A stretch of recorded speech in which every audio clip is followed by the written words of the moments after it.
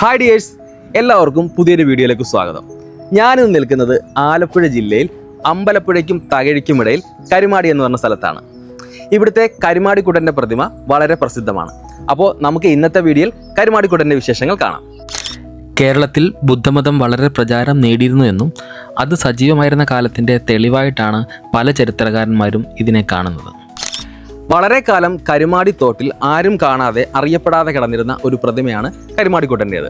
അതിനെ സംരക്ഷിച്ചെടുത്തത് sir Robert ബ്രിസ്റ്റോയാണ്. ട്രാവൻകൂർ സ്റ്റേറ്റ് മാനുവൽ പറയുന്നത് കരുമാടിക്കുട്ടൻ ജൈന പ്രതിമ എന്നാണ്. നിർമ്മാണ രീതിയും മറ്റും നോക്കിയാൽ ജൈന തീർത്ഥങ്കരൻ ആണ് എന്ന് സംശയിക്കാം.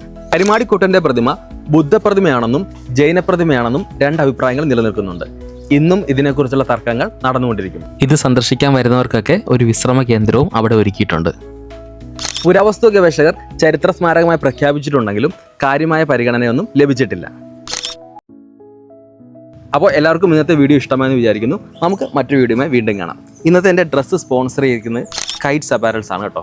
അപ്പോൾ നിങ്ങൾക്ക് ആവശ്യമുള്ള ഫാമിലി കോംബോയും ഡ്രസ് കോഡുകളും എല്ലാം കൈറ്റ്സിൽ അവൈലബിൾ ആണ്. എല്ലാ കാര്യങ്ങളും ഞാൻ മെൻഷൻ ചെയ്തേക്കാം. അപ്പോൾ വീണ്ടും കാണാം. ബൈ.